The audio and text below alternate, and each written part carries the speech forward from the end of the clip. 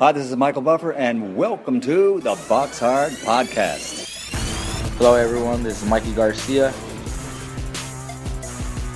This the monster from the swamps, Regis Rougarou Program. Hey, what's up? This is King Carlos Molina, former IBF world champ. This is Michael, the Bounty Hunter, 2012 Olympian and your people's champ.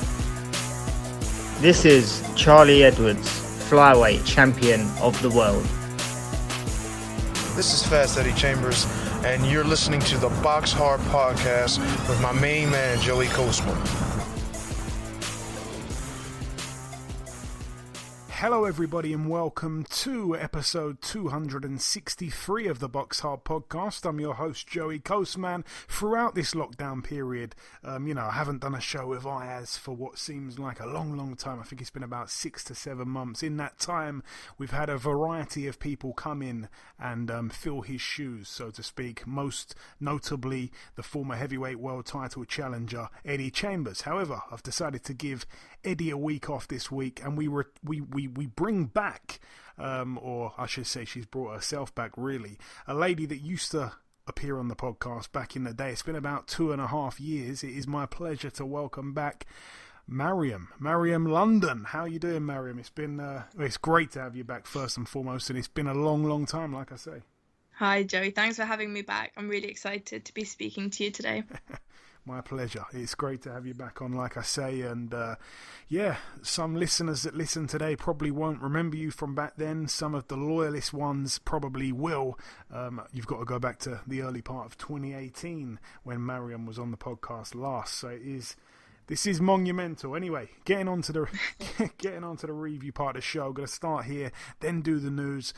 We do at some point need to go back to doing the 2 guests per week type of shows, but it's been difficult through the lockdown period, as I'm sure our listeners will understand. Anyway, starting here in Mexico, this one took place on last Friday, the 23rd of October. Matrim, Mexico, of course, at the Gimnasio TV Azteca, some kind of TV studio in Mexico City. Couple fights to mention. I'm going to start with the undercard. Ofer Jones III, obviously a prospect being, like I say, promoted by Matrim USA. He flew across the border and took part in a fight here. 5-0 was his record going in. It was a split draw over 6 rounds against Kevin Mendoza, who himself was undefeated, 6-0. But yeah, Ofer Jones, a bit of a hiccup there. A draw against this guy who no one really knew. Hopefully we see a rematch perhaps even. Also on that card we got to see another one of the Matrim USA prospects, Diego Pacheco. He's now 10-0. A TKO for him in 2 rounds against Juan Mendez, who's now 12-3 with 2 draws. Also on that card, Austin Amo Williams, 5-0. He came into this fight with that record. He's now 6-0. A TKO for him in 5 rounds against Asal Herrera, who's now 19-12 with a draw. Austin Williams took to the mic very quickly after the fight, calling out the likes of, he was solely calling out one guy, and that guy was Anthony Fowler. That's a fight a lot of people would love to see. Moving on to the 3 world title fights on this card. Julio Cesar Martinez, the little beast really, the little destroyer, obviously came over here and had that fight against Charlie Edwards. He's now, of course, the WBC flyweight world champion. He got in there against Moises Calleros, who came in at short notice, and because of that, he didn't make the weight. He came in about 2 weight classes above the flyweight limit, and he was TKO'd in just 2 rounds by the little Mexican legend, the little Mexican beast, Julio Cesar Martinez. Now 17-1. On to the next one for him.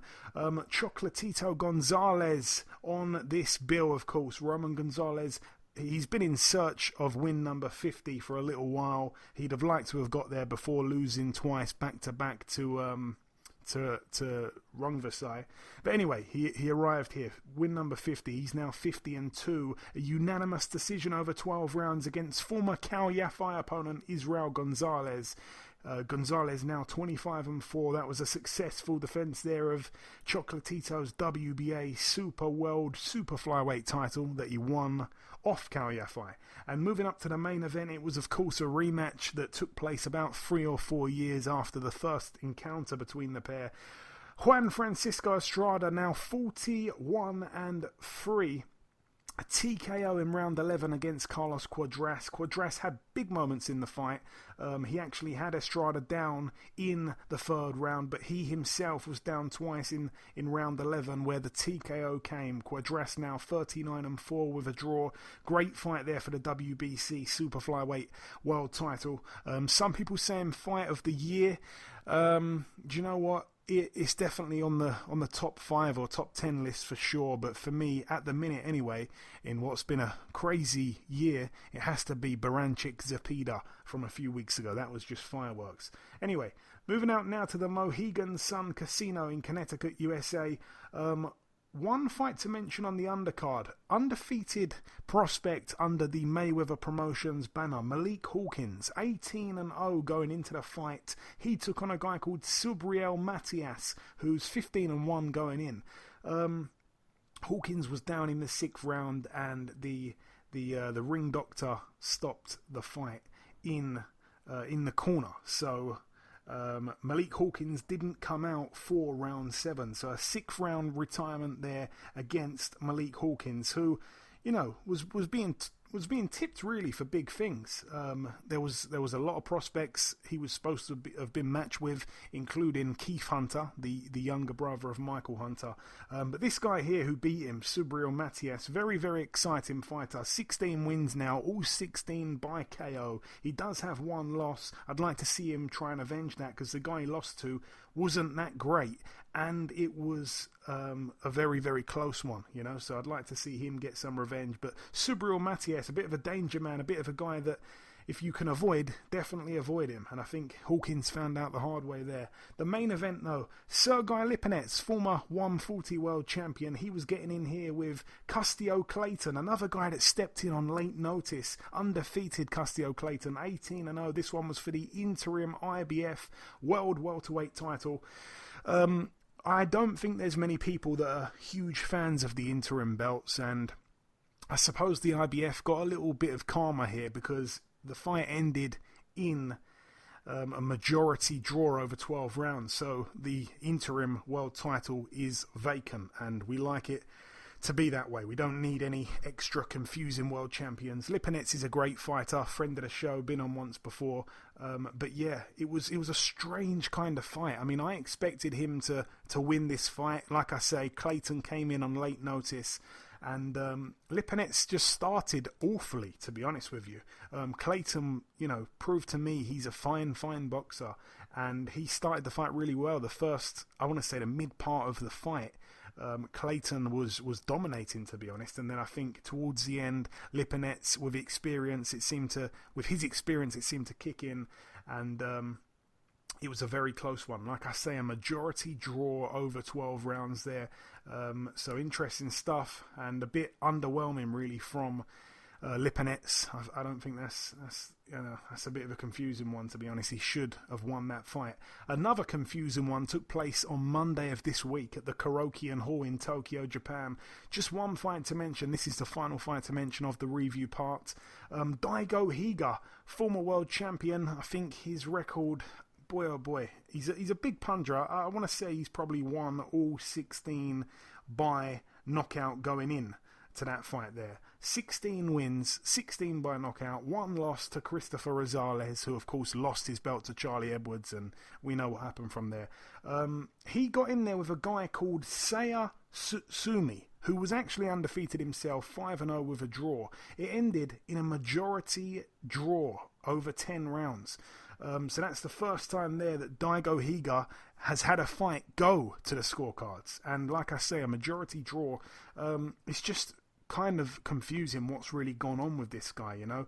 He really struggled to make the weight, you know, at flyweight, and he ended up coming into the fight overweight. That's why he lost his belt He lost it on the scales, even though he got knocked out in that fight. He came back with a win, a knockout win, after 2 years out the ring. And then that was 8 months ago. He gets in the ring again here and draws with this guy who could be good. Like I say, never heard of him until this week. And he's drew with a guy like Daigo Higa. So not quite sure where his career is heading at the minute. But anyway, that's it for the review part. Just before we wrap up part one, I'm gonna go straight into the news here, and I'm gonna start here with the first piece that MTK Global have signed former world champion Mexico's Miguel Vasquez, who of course we saw box Luis Ritson about a week or two ago now, and a lot of people thought that Vasquez won that fight. Pretty much everyone thought Vasquez won that fight, and I'm pleased to see MTK Global kind of throw him a bone, I guess, because he is at the tail end of his career. Excuse the dog puns that I've accidentally reeled off there, but he's at the tail end, like I say, and they've done him a big favour there. Hopefully he lands a big fight. Like I say, he's come over to the UK twice in recent times. He's won fights against O'Hara Davies and Lewis Ritson, but he hasn't been given the decision. So I'm pleased to see his luck change. Hopefully he gets a big fight. Like I say, there has been there was we mentioned it on last week's show. Matchroom were going to be announcing a world title card to take place on the 4th of December. That's been announced now. It's going to be Billy Joe Saunders against Martin Murray. It's not a fight I'm looking forward to be honest. It was supposed to happen a few years back now when Saunders was with Frank Warren. Obviously, since then, Martin Murray, has gone on to lose to Hassan N'Dam. Then he retired. Then he came back to the ring, and here he is against Billy Joe Saunders. The one thing about Martin Murray, if nothing else, is he's very, very, very tough. So I don't see him getting stopped by Billy Joe Saunders, who's not really a big enough puncher or active enough as well in most of his fights. So I think it goes the distance, unfortunately. And I don't think Saunders makes a big enough statement where people are licking their lips to see his next fight. So it's a strange, strange fight. And like I say, I'm not overly looking forward to it. I hate to be negative, but that's just how I feel. The final piece of news that we have, if there is any more that emerges during the recording of the show, I'll get to reading that at the very end. The final piece of news, though, is that Terence Crawford against Kell Brook, the welterweight WBO world title fight, obviously, which is taking place. When is it? I think it's. I've actually forgotten now. November 14th, I believe it is. Saturday, November 14th. That one's going to be shown on UK TV. It's going to be on Premier Sports 1, which is a subscription-based channel. I think it's about £12 a month, something like that. But if you subscribe, you get the entire month. And, of course, you get this fight here, which, is at... Well, it's in the early hours of the morning. So... yeah, that's where you can watch that if you want to watch it on TV. But anyway, that's it though for the review part and the news part. The final thing to do just before we wrap up part one is to welcome our sole guest on this week's podcast. Ladies and gentlemen, please welcome the former WBO Super-Bantamweight world champion, the softly spoken but hard-hitting, the Royal Storm himself. It is, of course, Mr. Isaac Dogboe. Isaac, welcome back on the show, my man. Thank you, sir. That introduction, I love that introduction, man. Hey, I could have kept going. So listen, Isaac, we last spoke back in... Say again, sir? I said soft-spoken, hard-hitting. There you go. You got to tell the ring announcers this as well. So Isaac, we last spoke back in December of 2018, actually. It's been quite a while. It was just before that first Navarrete fight. Obviously, you had those two back-to-back fights with Navarrete in the end. You were extremely, extremely brave in both fights. I know it's a long way in the past now, but are you able to look back on those two fights with any kind of positivity? I know you're a positive guy. Of course, man. I mean, listen, with me, I've always approached everything as, for as long as we still have life, we wake up each and every day, and there's a new day for us. All I can do is say, thank you, Lord. I always give praise to God, and I thank God, for that experience. I mean, if you are if you're undefeated, sometimes you get to a point you feel like, man, listen, you're untouchable. But listen, now it's giving me a new perspective, on life and in boxing and everything. I mean, you cannot take anything from the man. He fought well. He was a better man in those fights. He beat me fair and square, and that's something I had to accept. I mean, everyone has their time, and there was a lot to learn from that fight, and a lot of decisions I've had to make from that fight and everything that transpired afterwards. So it's all positive for me, man. No, I'm glad to hear you say that. And since then, you've made that decision to move up to featherweight. Not everyone felt it was the best idea, because I think it's fair to say you're not the tallest guy in the world, but you know better than anyone how difficult it was to perhaps make the weight. What made you move up, Isaac? And do you feel like it was a good decision to do that? Well, it's still premature. At the time, I felt it was the best thing I needed to do. Because the way I was making the weight, and everything that I was going through making the weight, it was just too much. It was the sort of thing where it wouldn't make you enjoy boxing, given the way I was making the weight, and I really struggled in those two fights, making the weight, and afterwards, after careful considerations and everything, looking back and everything, I thought to myself that, hey, look, maybe that's the best decision that I have to take, and I just have to move up weight. But right now, make 126, my last fight, I made it so easy, and with a careful guidance from my coaches, my new team and everything, I was, I felt comfortable, and even given the fact that we're quarantined in a bubble, so it was great. I still felt comfortable making the weight and all.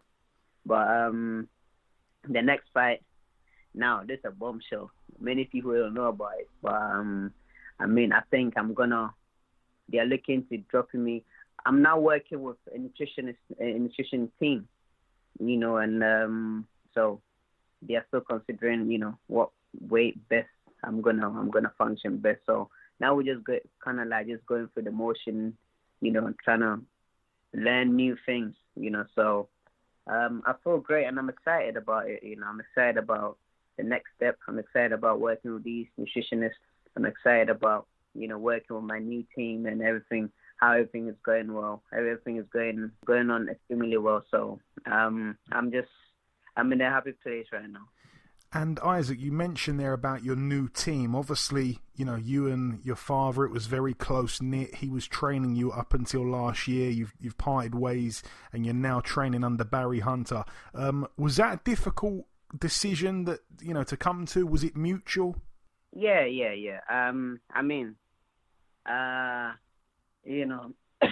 I think my father has nurtured me up until up until now. I've learned a lot under him, and we both felt that I felt that now I know how to plant my feet. I'm grown enough to make certain decisions and take my life in a certain direction, and so I felt this was the best thing, just to bring another people on board, and let's see how things go. My father has done a great job with me, bringing me where I was, winning a world title. Not many people can say they've won a world title, or taking a child who never knew how to box, from the amateurs, through to the Olympics to world title, So I've had, I've learned a lot from my father. And it's everything with me.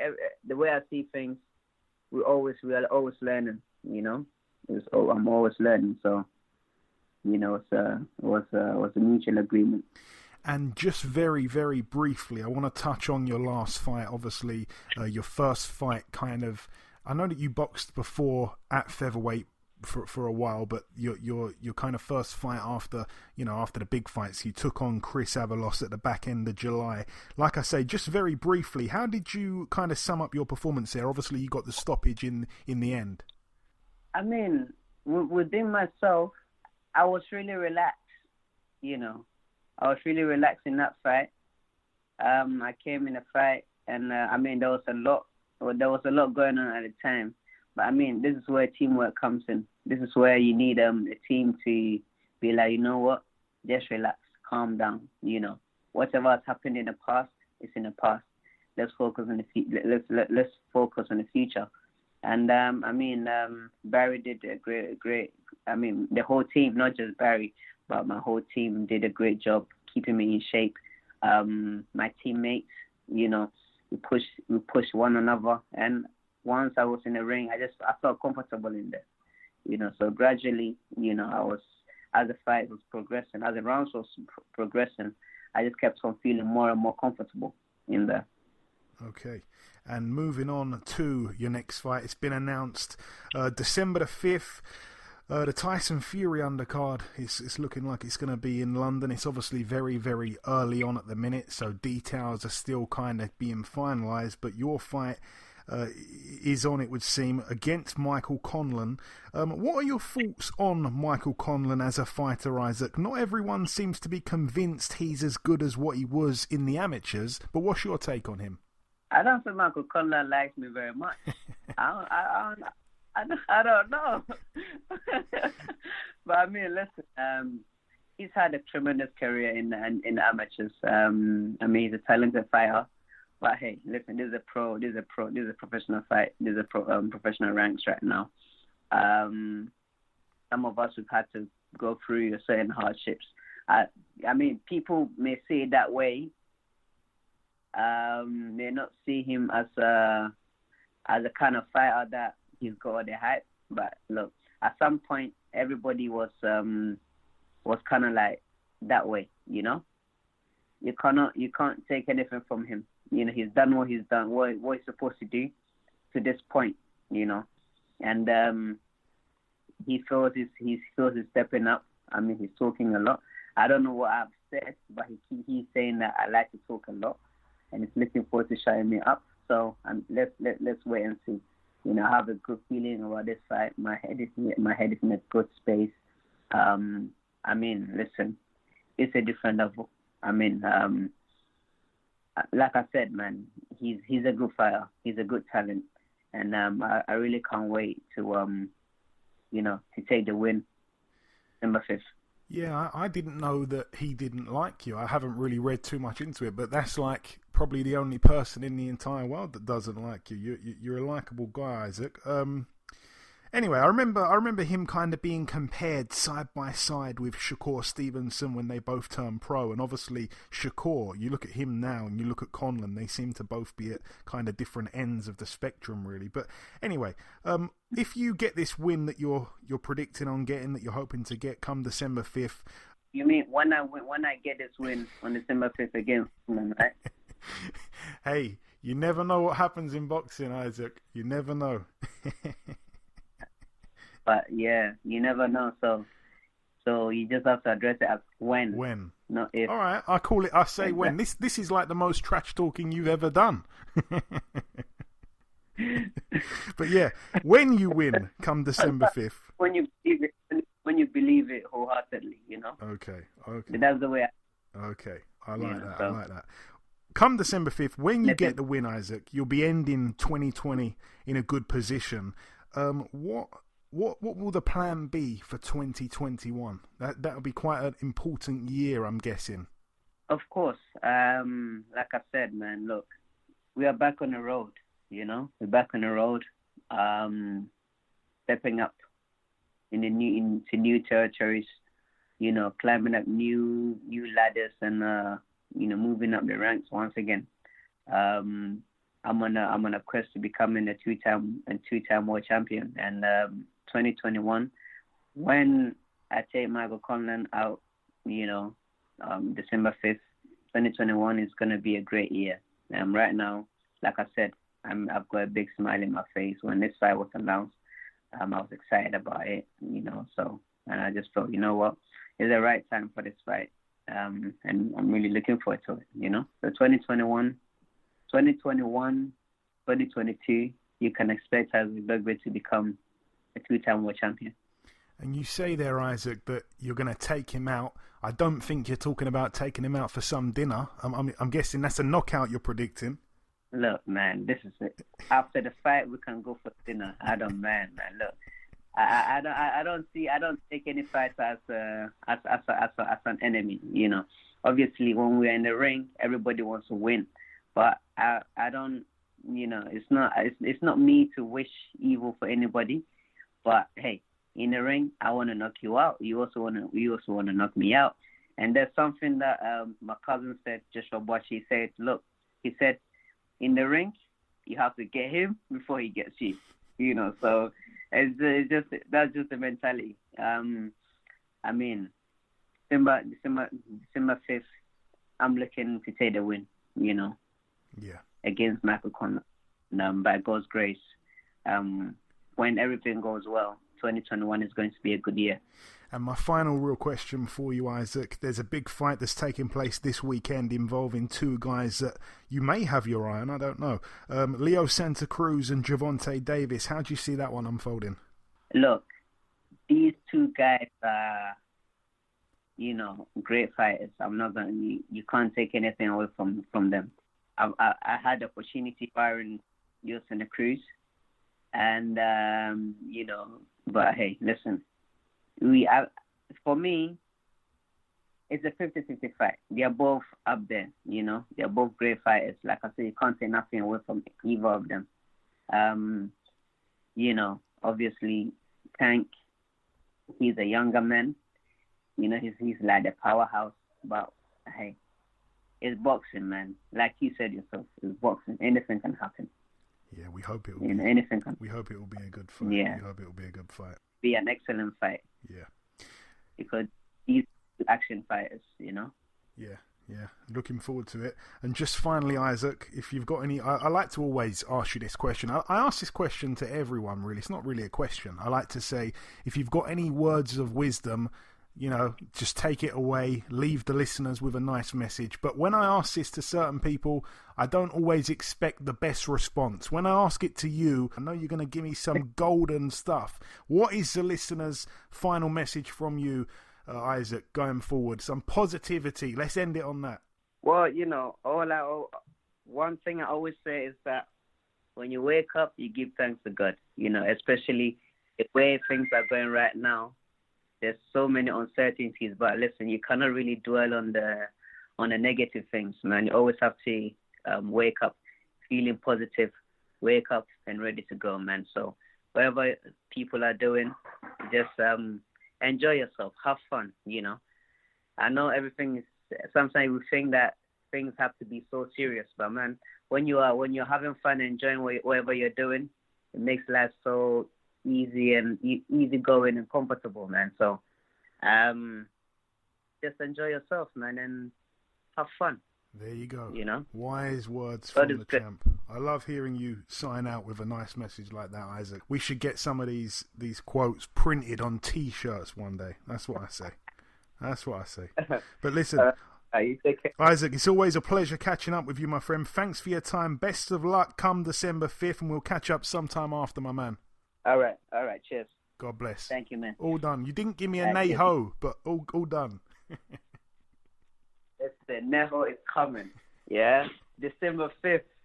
Yeah, hey, I'm not even sure if people are, if they're gonna be spectators. Yeah, but hope so. We're coming back again. Yeah. Like I said, look, it's what it is, man. It's a God has given us a never failing excellence. Yeah, that through hope we shall overcome anything and everything. No, hey, listen, no, listen. December 5th, man. Everyone should to keep supporting and one thing I have to say, it's a big thank you to the Twitter matchmakers, yeah, because they make the world go round.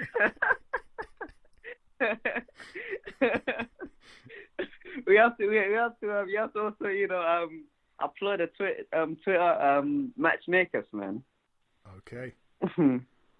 Okay, Isaac. All done, my man. God bless.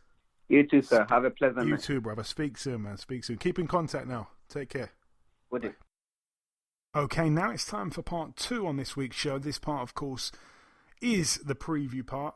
I'm going to start here with a fight that's taking place tomorrow night, Friday the 30th of October 2020 at the Fantasy Springs Casino in Indio, California, USA. I'm going to start with the undercard. Very good fight between Marlon Esparza, who is 7-1. That is the former...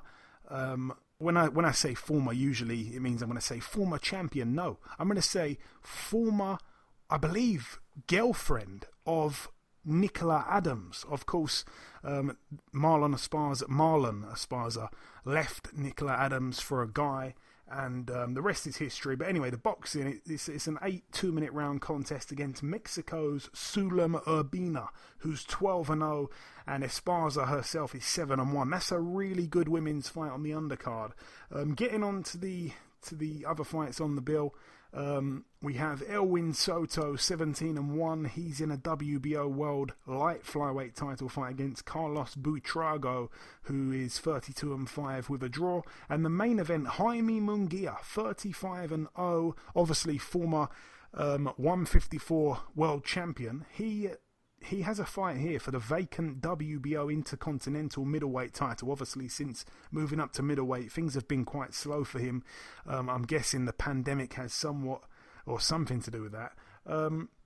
Anyway, 35-0 Munguia takes on Turiano Johnson, 21-2 with a draw. He's had a very kind of up and down career in recent times, Turiano Johnson, because he was on a bit of a run. I mean, he got knocked out by Curtis Stevens in 2014, but since then he was on quite a run. Then he ran into Sergei Derevianchenko, who we know is world class, and he got knocked out in the 12th and final round in that one. But since then, he drew with Fernando Castaneda, a guy he was supposed to blow away, really, a guy that was blown away by Frank Buglioni, blown away by Jose Burton, and the list goes on.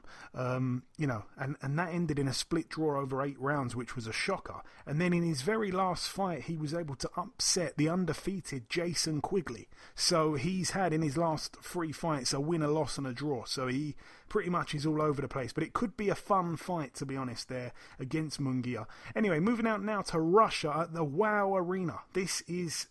well, that's a brilliant venue, because that's what I'm going to say about the main event here. Wow is all I can say. Murat Gassiev, 26-1, undoubtedly one of the very best cruiserweights in the world when he was boxing down at that weight. Now he's up at heavyweight. We've had to wait a long, long time for it. It's been over 2 years. It's been 2 years and 3 months. And he gets in against Nuri Seferi. Now, that name may ring a bell because you remember his surname, because his brother Sefer Seferi boxed Tyson Fury. Now, believe it or not, Murat Gassiev tried to box Sefer Seferi, but unfortunately, after the contracts were agreed, Sefer Seferi failed a coronavirus test. So what did they do? They rang his brother Nuri Seferi, and he steps in. Nuri Seferi has a sensational looking record on paper. 41 wins, 9 losses, but he is absolutely terrible. And I don't like to be too negative, but he is not even the best fighter in his family. So I don't see him troubling Gassiev at all, unless, of course, Gassiev is very, very rusty, because it's been a long, long time. I know he was going to come back with an easy touch after being out the ring for so long, but this is a real easy touch. It's actually going under the radar, and for good reason. No one should watch that fight. Anyway, moving out now to the Wembley Arena. Matchroom, like they said, are kind of taking over the arena for 4 events over the coming weeks. This is the first of the 4 events at the Wembley Arena. It's on pay-per-view. I've kind of been fighting with myself all week, Mariam, on whether I should order this on pay-per-view. I hate to watch a stream that cuts out halfway through, and I haven't got time for that. So I usually buy pay-per-views, but this one here, I have to say, the main event is usually what attracts me to buy the pay-per-view. This main event is not pay-per-view worthy, but I may be stupid and just give in and end up buying it anyway. Are you going to be buying it? That's my question. 100%. Okay. 100%. Yeah.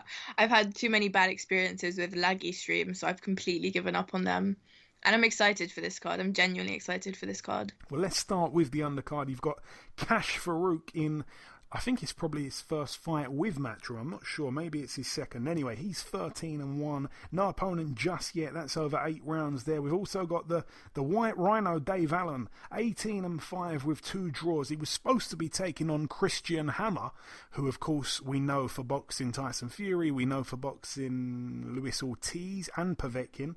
But yeah, he failed a coronavirus test. So in steps Christopher Lovejoy, who... Wow, I mean, if we're talking about good records, this guy has the perfect record. 19-0 with 19 knockouts. Let me just let people know, I'm not sure on the odds on that fight, but I hear from a reliable source that Lovejoy is not that good. And apparently Dave Allen should be able to walk through this guy. So that's my tip to you.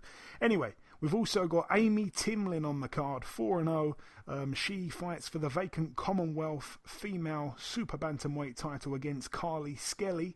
Another women's, this is a women's world title fight. Savannah Marshall, 8-0 in a 10-2-minute round contest against Hannah Rankin, who's 9-4. That one's for the vacant WBO World Female Middleweight title. Obviously, it was supposed to take place 2 weeks ago on that Ritson card.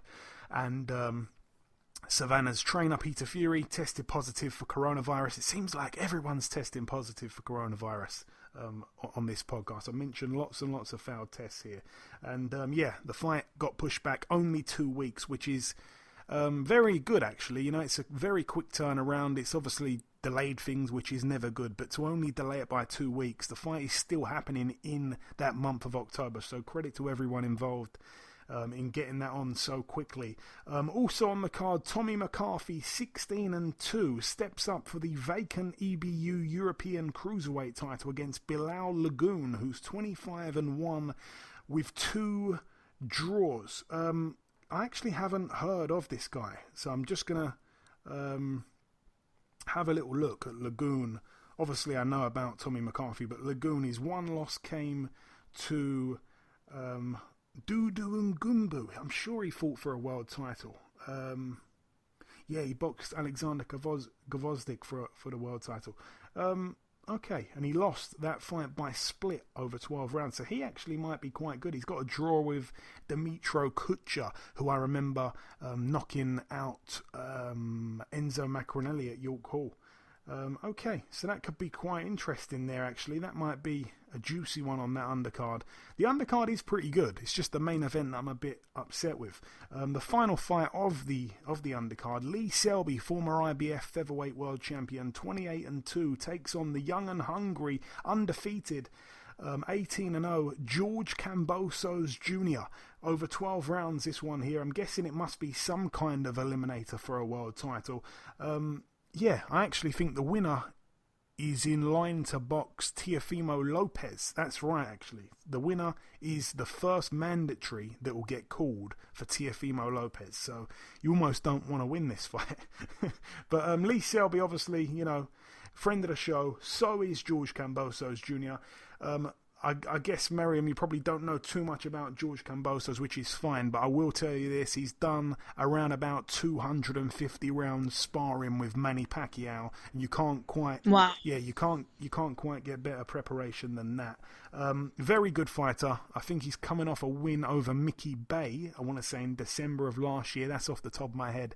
And obviously, Bay being a former world champion, I think Kambosos dropped him. It was a close fight, but he looks really good. He's one of those guys, you look at him on the pads and you're blown away. He looks so good on the pads. Then again, Lee Selby's quite a good fighter on the pads. But anyway, it's not being fought on the pads, of course. I'm really, really looking forward to that one. That's going to be a great fight.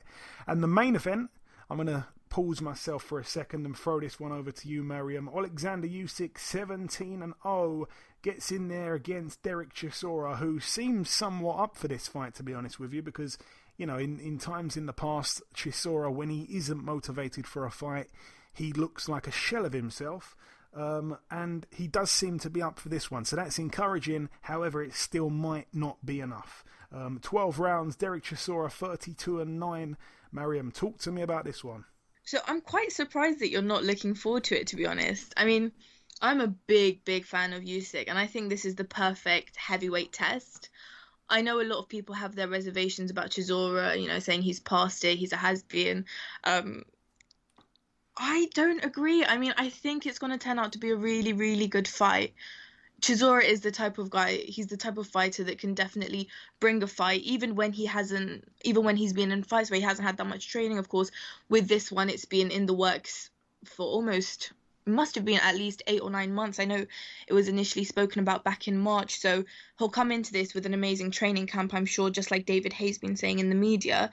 And I think it's just going to set the fight up for what's going to be a smashing event. I mean, I have no doubt whatsoever that Usyk is going to win, and I'm going through this sort of mental battle of whether it's going to be a TKO maybe in the 7th or 8th round after Usyk wears Chisora down, or whether it's going to be a decision, because I know Usyk, I mean, just if you look at his record sort of on paper, he doesn't necessarily have that one-punch power that a lot of the other heavyweights do. So I'm kind of veering towards a unanimous decision, at the very least. But I mean, I wouldn't debate with anyone who said that he's likely to get a TKO sort of in the 7th or 8th round. Stylistically, I think it's a really good fight as well, actually, because Usyk has got quite an interesting style. He's very active, he's very accurate. And as a southpaw, I think he'll actually pose some really interesting challenges for Chisora. And I know Don Charles, Chisora's former trainer, has come out and said that Chisora has in the past dealt with southpaws really well and he's knocked out most of them. But I don't think it'll be that easy for him with Usyk. I mean, Usyk he's just incredible. Sure, he doesn't have the one-punch power that Chisora is probably used to at heavyweight, but he is very active. He is very good at boxing on the outside too. And Chisora is the kind of guy that comes forward. And so, I mean, I'm just envisioning it already, and I think it will be an interesting matchup to see how those two styles gel together. What do you think? I think it's an interesting one. I remember when it was first being spoke of, because remember, we've had to kind of deal with a, what's the word I'm looking for, a postponement. You know, it was originally set to take place earlier on in the year. I remember Adam Booth coming out at the time and saying that it's going to be interesting because Chisora will show Usyk things he probably hasn't seen before. And I agree with that to a certain extent, but I mean, I just think stylistically he is all wrong for Chisora, because Chisora has really slow feet, in my opinion, and I think if you can move, that's pretty much Chisora's worst nightmare. It's a strange one, because I still don't really know, after all these years and all these fights I've seen of Derek's, I'm still kind of unsure of what he wants his opponents to do, because he's not like a one-punch knockout artist, so he doesn't always come off best when someone's right in front of him trading with him. But then if you box with him, that's his nightmare. So I'm not quite sure what he wants, but he's just an all-round tough guy. And I think, you know, we saw when he boxed Carlos Takam, that's the fight that springs to mind. He almost let Takam get tired of beating him up, and then he came off the ropes and somewhat kind of rope-a-doped him and knocked him out, you know. So Chisora's a tough guy. He'll be there for 12 rounds if his body can sustain it. I think he is in great shape, but I think I think Usyk is just too accurate, too active, and he's going to just be jabbing him in the face a hell of a lot.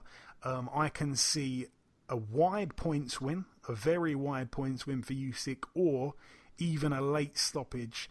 If Don Charles was in the corner, I could definitely see him throwing the towel in a little bit, kind of Fury 2-esque, because when Fury turned to southpaw in that fight there, I mean, I know it's, you know, you can't really compare 6'9" Tyson Fury to a 6'3" Usyk. But it's interesting that Don Charles says that he doesn't struggle with southpaws, because I'm trying to think of which southpaw has he beaten, and it kind of begs the question. Chisora? Yeah, which southpaw has he beaten?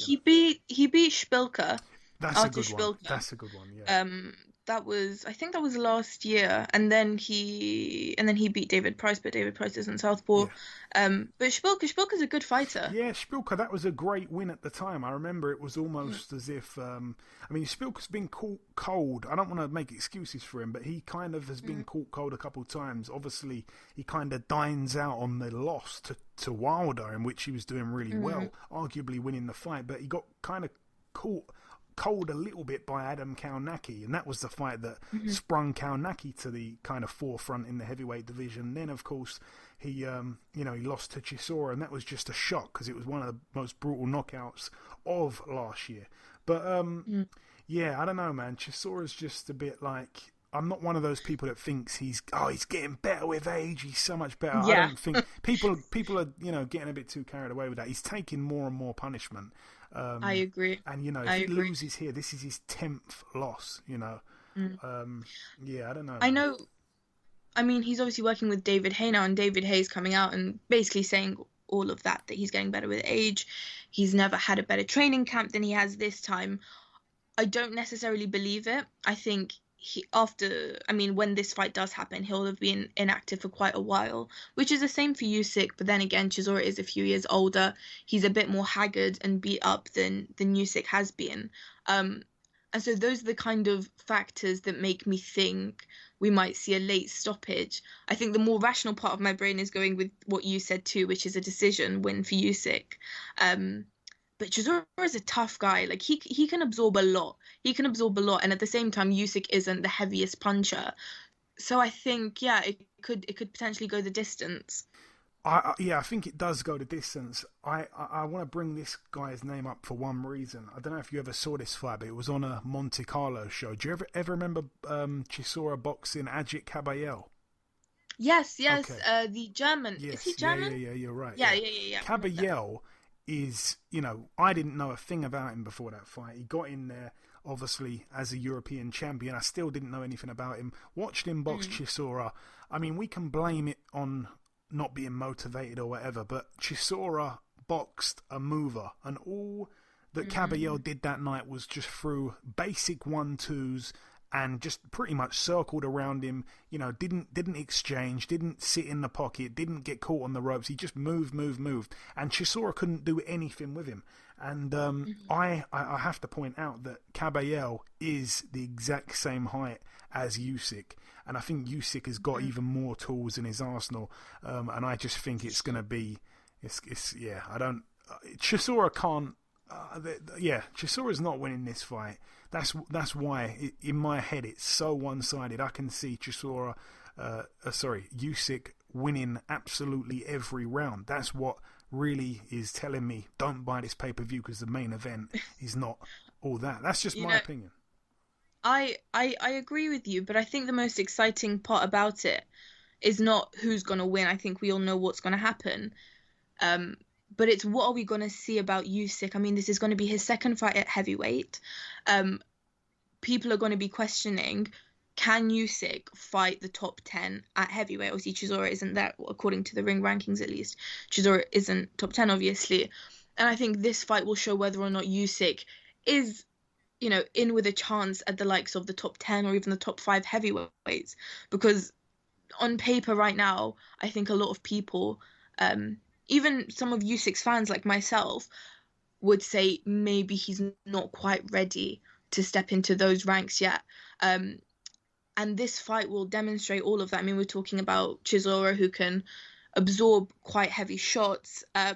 He's been in there with arguably the best of the best during his career. So I think that's the most exciting part for me, seeing how Usyk adapts to that. I don't think the Witherspoon fight is enough of a demonstration of Usyk's talents at heavyweight. Yeah, I agree 100%. I agree with that 100%. I hope that Chisora is able to, put the pressure on Usyk and see how he copes with it. But like I say, in my wildest dreams, I can't see Chisora pulling it off, unfortunately. But sorry, I have to butt in because I saw that Eddie Hearn was trying to compare this situation, this matchup to Povetkin and White, basically saying that Chisora is now in the position that Povetkin was just a few weeks ago. And I found myself reading his comments and sort of letting out a laugh because I don't see that comparison. I think conceptually I get what he's getting at. Povetkin, Chisora have both been around for a while. They both have losses on their record. Povetkin was able to come back, get an amazing win over White, therefore implying that Chisora could do the same thing. And I wanted to get your thoughts. I mean, do you see that comparison? Do you see how that analogy could potentially mean that Chisora has a chance? I mean, I can see the comparison if he's talking about positionally, in terms of like Usyk is in line to be mandatory for Anthony Joshua, and Chisora is a guy who, if he were to spring the upset, would kind of snatch his position. But other than that, style-wise or fight-wise, or how many losses he's got, which position he's in, which part of the career he's in, no, not really. I mean, Povetkin, aside from the fact that they're probably both at the tail end of their career, Povetkin obviously a bit older, but Chisora, I don't know, they're not, at the same time they're trying to say this is the best Chisora we've ever seen, so I don't really know. But other than that, we shall see. It'll be interesting. But moving on from that, moving out now to the bubble in the MGM Grand Las Vegas, the bubble that keeps on giving. Let's start with the undercard. We get to see Eva Brodnicka, 19-0. She fights for the WBO, or she puts her WBO World Female Super Featherweight title on the line against the undefeated Michaela Mayer, who's 13-0, who I like kind of following her tweets because she sometimes gets on to Terry Harper, and it's quite a fun back and forth from an outsider's perspective. The main event, though, the monster, Naoya Inoue, 19-0, fighting here against the Australian Jason Maloney, 21-1, of course, one half of the Maloney twins. This one's for Inoue's WBA and IBF World Bantamweight titles. Very good fight. Obviously, Maloney's one loss was very close to Emmanuel Rodriguez. Inoue blew Emmanuel Rodriguez away in about a round or two, whatever it was. But styles make fights, Inoue is, he's shown to us it was either his last fight or the one before that, one of the best fights I've seen in years and years with him and Nonito Donaire. And he showed that he isn't a monster. He is human after all. That's an old song, that, by Level 42. But anyway, Jason Maloney, good fighter. Perhaps he can, provide somewhat of a test. But you'd have to favour the Japanese fighter in that one. And the final card to mention, it takes place at the Alamo Dome in San Antonio, Texas, USA. On the undercard, I'm going to start here with friend of the show, Regis Prograis, 24-1, looking to get back into a big fight at 140. He takes on Juan Heraldez, who is 16-0 with a draw, an undefeated Mayweather Promotions fighter. That one's over 10 rounds there. Mikel Rivera, 18-0. He's in a 10-rounder against Ladarius Miller, who's 21-1. Ladarius Miller, that's the guy that beat Jamel Herring, I believe. So that's a good fight there. I like that one. Also on the card, Diego Magdaleno, 32-3 in a 12-rounder against Isaac Gonzalez, who's 19-1 with a draw. Friend of the show, Mario Barrios, 25-0, defends his WBA World Super Lightweight title against Ryan Carl over 12 rounds. Like I say, Ryan Carl, 18-2. Mario Barrios, I've said it many, many times, one of my absolute favourite fighters, very good guy. And the main event, I guess by the end of the show, we will confirm, there's a little bit of news with it. I know that this fight's going to be able to get viewed by UK boxing fans, but I'm not quite sure on which channel it's going to be on or which app it's going to be on just yet. I'm not sure if it's been announced. But Floyd Mayweather tweeted earlier saying that there's big news soon and it's for UK fans. We're going to get to see the fight somehow. But as of yet, it's not been announced. But anyway, the main event, Gervonta Davis, 23-0. He fights Leo Santa Cruz, 37-1 with a draw. It's a strange one because it's taking place at 130. However, it's for the for Leo Santa Cruz 130 WBA world title, and for Gervonta Davis WBA world title. So 2 weight class belts on the line. Doesn't make much sense, but it's a great fight. Gervonta Davis didn't look the greatest last time out, it's got to be said, when he took on Yuriorkis Gamboa, and Gamboa fractured his foot or whatever happened to him early on in the fight, and he managed to still be there in round 12 despite actually getting knocked out in that 12th and final round. But he didn't really look that great, Gervonta Davis. To be fair to him, that fight was up at lightweight. It was the first fight he's had up at lightweight. I don't think he should be up in weights like that. He's a bit too small for that. But Leo Santa Cruz, very good fighter, obviously still has that one loss to Carl Frampton, throws punches in bunches, as we know, and hasn't really showed a bad chin or anything like that. I don't think you need a bad chin in particular when Gervonta's throwing shots at you, because he seems to have dynamite in both fists. But it's a really, really good fight. I've been looking forward to it for a long, long time. At one stage it looked like we weren't going to see it. I'm pleased that it's now happening, and it's here. It's arrived quite quickly. What's your thoughts on that one, Mariam? I know we didn't really speak about it prior to doing this podcast, but obviously I'm sure you know both guys really well. It's a great, great fight. Yeah, I'm looking forward to it. I think I'll be very pumped up that night anyway, after Usyk wins, so I'm looking forward to it.